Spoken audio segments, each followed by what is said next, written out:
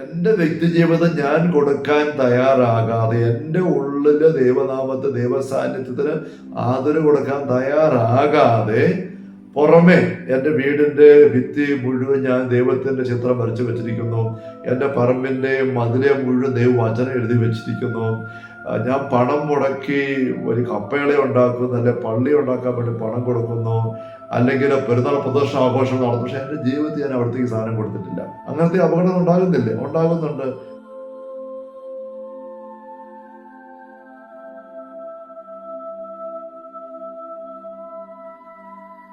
ഈശോ മിശിഹായ്ക്ക് സ്തുതിയായിരിക്കട്ടെ. നിങ്ങൾ ഇപ്രകാരം പ്രാർത്ഥിക്കുന്നുള്ള ഈശോയുടെ ഉപദേശത്തെ അടിസ്ഥാനമാക്കി കർത്തൃ പ്രാർത്ഥനയെ കുറിച്ച് നാം എടുക്കുന്ന തിരുവചന വിചിന്തന പരമ്പരയുടെ 26ാമത്തെ സെഷനിലേക്ക് ഈശോയുടെ നാമത്തിൽ കൃത്യമായ സ്വാഗതം. Hallelujah, hallelujah, hallelujah. സ്നേഹമുള്ള സഹോദരരെ, സ്വർഗസ്ഥനായ ഞങ്ങളുടെ പിതാവേ എന്ന പ്രാർത്ഥനയിലെ 7 യാചനകളിൽ ഒന്നാമത്തെ യാചനയെക്കുറിച്ച് നമ്മൾ ചിന്തിച്ചു വരികയാണല്ലോ. അങ്ങയുടെ നാമം പൂജിതം ആകണം. അതിന്റെ നാമത്തെപ്പറ്റി നമ്മൾ ചിന്തിച്ചു, പൂജിതം അതിന്റെ പ്രസക്തി നമ്മൾ ചിന്തിച്ചു. അടുത്തത് ആകണം. ആകണം എന്ന് പറഞ്ഞ് പെട്ടെന്ന് ഓർക്കും അതിനകത്ത് വല്ല ചിന്തിക്കാനുണ്ട്. ആകണം അത്ര വലിയ ഉള്ളൂ. പക്ഷെ അത്ര അല്ല. ആകണമെന്ന് പറയുന്നത് എവിടെയാണ് ആകേണ്ടത്? ഇത് വളരെ പ്രധാനപ്പെട്ടതാണ്. ദൈവത്തിന്റെ സ്ഥാനം അല്ലെങ്കിൽ ദൈവത്തിന്റെ നാമത്തിന്, നാമം ദൈവം തന്നെയാണല്ലോ, നാമം സൂചിപ്പിക്കുന്നു. അപ്പൊ ദൈവത്തിന്റെ സാന്നിധ്യത്തിന്, പേരിന് പൂജ്യത ഉണ്ടാകേണ്ടത് വ്യക്തി ജീവിതങ്ങളിലാണ്. ദൈവരാജ്യം നീ സ്ഥാപിക്കാൻ വന്നത് രാജാവാണെന്ന് പിന്നത്തെ ചോദിക്കുമ്പോൾ ഈശോ പറയും, എന്റെ രാജ്യം ഇഹത്തിൻ്റെതല്ല, അർത്ഥം ആന്തരികമാണെന്നുള്ളതാണ്. സത്യം അന്വേഷിക്കുന്നവരത് കണ്ടെത്തും എന്ന് ഈശോ പറഞ്ഞു. ആന്തരികമാണ് ദൈവരാജ്യം എന്ന് വെച്ചാല് നമുക്കറിയാം, മരുന്ന് വേണമെങ്കിൽ രോഗി അറിഞ്ഞില്ലേലും കുത്തിവെച്ച് അകത്ത് കയറ്റാം. ഭക്ഷണവും വേണമെങ്കിൽ ട്യൂബിലൂടെ ലിക്വിഡായിട്ട് കൊടുക്കാം, രോഗി അറിഞ്ഞില്ലേ പോലും അകത്ത് ചെല്ലാം, അതിന്റെ ഫലം കിട്ടും. പക്ഷേ ദൈവരാജ്യം, നരകരാജ്യം അങ്ങനെ തന്നെയാണ്. ദൈവരാജ്യം എന്ന് പറയുന്ന ഒരു വ്യക്തി ഉള്ളു തുറന്ന് സ്വീകരിക്കാതെ അകത്ത് വരികയല്ല. അവിടെ ഈശോ അതിന്റെ ദൗത്യം ആരംഭിക്കുമ്പോൾ ദൈവരാജ്യം സമീപിച്ചിരിക്കുന്നു എന്ന് പറഞ്ഞിട്ട് അനുദപിക്കുവിൻ, വിശ്വസിക്കുവിൻ. കണ്ടോ, ആഗ്രഹിച്ചു വരുന്ന വ്യക്തി അനുദപിക്കണം, വിശ്വസിക്കണം. 3 കാര്യങ്ങൾ ആ വ്യക്തി തന്നെ ചെയ്യണം, ഉള്ളുകൊണ്ട് ചെയ്യണം. അവിടെ മാമസ പൊങ്ങാൻ വരുമ്പോൾ വരുന്ന വ്യക്തിയോട് സ്ഥിരമറബർ സഭ മാമസ കർമ്മത്തിൽ ചോദിക്കുന്നത്, നീ ആഗ്രഹിക്കുന്നോ പിശാചിന്റെ അടിമത്തം വിട്ടുപോകാൻ? നീ അനുദപിക്കാൻ തയ്യാറാണ്? പാവമാർഗം ഉപേക്ഷിച്ചുകൊണ്ട് യേശു വിശ്വസിക്കാൻ തയ്യാറാണ്? ആ വ്യക്തിയെ ചെയ്യേണ്ടത്. ഒരു വ്യക്തിപരമായിട്ട് ഉള്ളു തുറന്ന് കൊടുക്കുന്നിടത്ത് ദൈവരാജ്യം വരികയുള്ളൂ.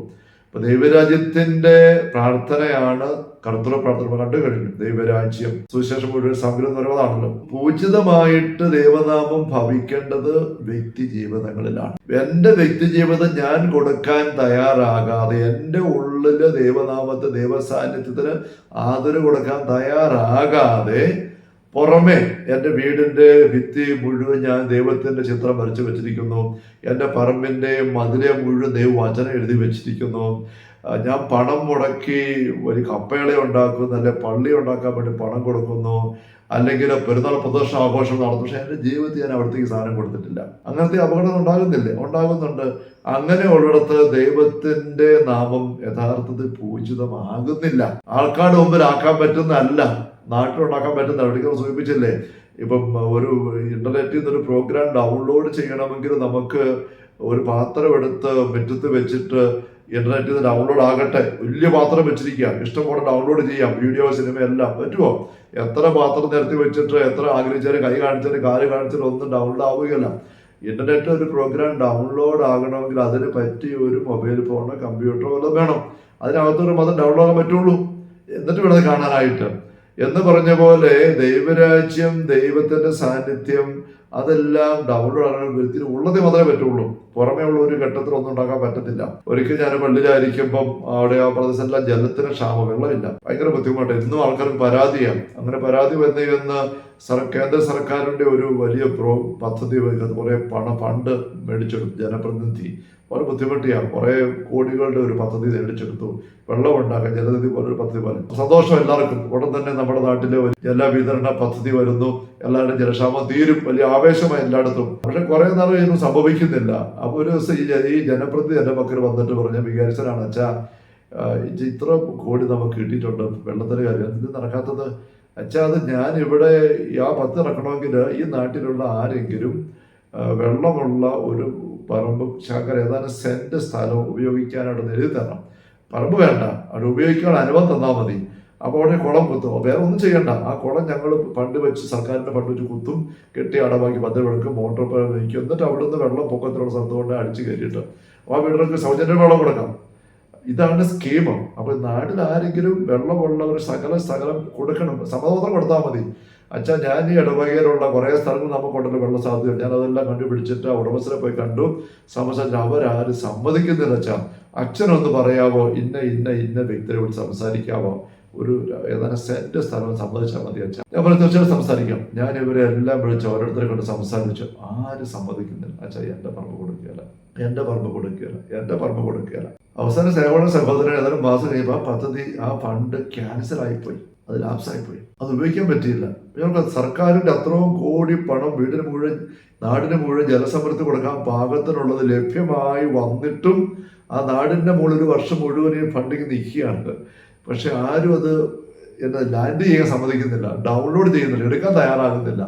ഈ പദ്ധതിക്ക് ലാൻഡ് ചെയ്യാനുള്ള ഏതാനും സെന്റ് സ്ഥലം, ഇഷ്ടംപോലെ സ്ഥലമുള്ളവർ കൊടുക്കാൻ തയ്യാറാകാത്ത പദ്ധതി വന്ന വഴിക്ക് തിരിച്ചു പോയി. അപ്പം ദൈവത്തിൻ്റെ രാജ്യം എന്ന് പറയുന്നത് അവിടുത്തെ നാം പൂജിതമാകുന്ന വ്യക്തിയുടെ ഉള്ളങ്ങളിലാണ്. അപ്പം നമ്മൾ ഓരോ വ്യക്തികളും നമ്മുടെ ഉള്ളങ്ങൾ അവിടത്തേക്കൂടെ തുറന്നു കൊടുക്കാതെ, നമ്മുടെ ഉള്ളത്തിന് ദൈവത്തിൻ്റെ നാമത്തിന് ബഹുമാനതയും ആദരവും സ്നേഹവും കൊടുക്കാൻ തയ്യാറാകാതെ ഈ ഒരു ദൈവരാജ്യ സാന്നിധ്യം നമ്മുടെ നാട്ടിലും വരത്തില്ല. ഒരു വ്യക്തിയുടെ ലൈഫിൽ വരാതെ ആ നാട്ടിൽ വരികയല്ല. ഒരു കൃഷിക്കാരൻ പറയാണ്, എൻ്റെ കൃഷിത്തോട്ടത്തിൽ ഇഷ്ടംപോലെ മാമ്പഴം ഉണ്ടാവണം, ഇഷ്ടംപോലെ മാമ്പഴത്തെ ക്ഷാമം, നല്ല മാമ്പഴം ഇഷ്ടംപോലെ ഉണ്ടാവണം. പക്ഷെ ഒരു മാവ് പോലും വെച്ച് പിടിപ്പിക്കാൻ അങ്ങനെ തയ്യാറല്ല. ഒരു മാവ് പോലും വെച്ച് പിടിപ്പിക്കാൻ തയ്യാറല്ല. മാവിൻ്റെ പടം വരച്ച് വെച്ചാൽ, ഒരു ശില്പം ഉണ്ടാക്കി വെച്ചാൽ മാമ്പഴം ഉണ്ടാകുമോ? കാര്യം മനസ്സിലായോ? അപ്പൊ ഈ അങ്ങയുടെ നാം പൂജിതമാകണമേ എന്ന് നമ്മൾ പ്രാർത്ഥിക്കുന്നവരെ ആവശ്യപ്പെടുമ്പം ചൊല്ലി അതരസേവയായിട്ട് പറഞ്ഞു വിടാനല്ല, എൻ്റെ ജീവിതം അവിടുത്തെ തിരുസാന്നിധ്യത്തിന് ഏറ്റവും ആദരവ് നിറഞ്ഞ ഇടമാക്കി ഞാൻ മാറ്റണം. അങ്ങനെ മാറട്ടെ എന്നുള്ള എൻ്റെ സമ്മതമാണ് അങ്ങയുടെ നാമം പൂജിതമാകണമെന്ന് ഞാൻ പറയുന്ന ഓരോ അവസരത്തിൽ ഞാൻ ഒപ്പിട്ട് കൊടുത്തോണ്ടിരിക്കുന്നത്. ഈ പറമ്പുള്ള വ്യക്തി ജലനിധി പ്രകാരമുള്ള കുളിക്കാനുള്ള സ്ഥലം കണ്ടുപിടിക്കുക, ആ സ്ഥലം ഞാൻ എഴുതി തന്നിരിക്കുന്നു, ഇവിടെ കുളം കുത്തിക്കുമോ, സർക്കാരിന്റെ പദ്ധതിയോടെ വരട്ടെ എന്ന് പറഞ്ഞ് സമ്മതം എഴുതി കൊടുക്കുകയാണ്. ഈ എഴുതി കൊടുക്കൽ ചെയ്താൽ ബാക്കി ഇവിടെ നടന്നോളും എന്ന് പറഞ്ഞാൽ ആ എഴുതി കൊടുക്കലാണ് അങ്ങയുടെ നാമം എൻ്റെ ജീവിതത്തിൽ, എൻ്റെ ഹൃദയത്തിൽ പൂജിതമാകട്ടെ, ആരാധനീയമാകട്ടെ, സ്തുതിക്കപ്പെടട്ടെ, ബഹുമാനിക്കപ്പെടട്ടെ. അങ്ങനെ എൻ്റെ ഹൃദയ ജീവിതം കൊടുത്തു കഴിയുമ്പോൾ അവിടെ ദൈവസാന്നിധ്യം നിറയും. അങ്ങനെ എന്നിൽ നിറയുന്ന ദൈവസാന്നിധ്യം, ദൈവരാജ്യ സാന്നിധ്യം, അതിൻ്റെ ഫലങ്ങൾ എന്നിലുണ്ടാകുമ്പം അതെനിക്ക് നിറയെ കിട്ടും, എൻ്റെ കൂടെയുള്ളവർക്ക് ചുറ്റുമുള്ള കിട്ടാൻ തുടങ്ങും. എൻ്റെ പറമ്പിൽ കുളമുണ്ടായി വെള്ളം നിറഞ്ഞു കഴിയുമ്പോൾ ആ വെള്ളം അവിടുന്ന് അടിച്ച് നാട്ടിൽ കൊടുക്കാൻ പറ്റും. എൻ്റെ തോട്ടത്തിൽ ഞാൻ മാവ് വെച്ച് പിടിപ്പിച്ചു, അത് വളർന്ന് നിറയെ കായ്ക്കാൻ തുടങ്ങിയപ്പോൾ എനിക്ക് ഇഷ്ടംപോലെ കഴിക്കാം, എൻ്റെ വീട്ടിൽ ഇഷ്ടംപോലെ കഴിക്കാം, എന്നിട്ട് തീരുന്നില്ല, അയൽക്കാർക്കൊക്കെ കൊടുക്കാം, ഇഷ്ടമുള്ളതെല്ലാം ഒന്ന് പെറുക്കിക്കൊണ്ട് പോകാം, കൊടുക്കുന്നുണ്ടോ.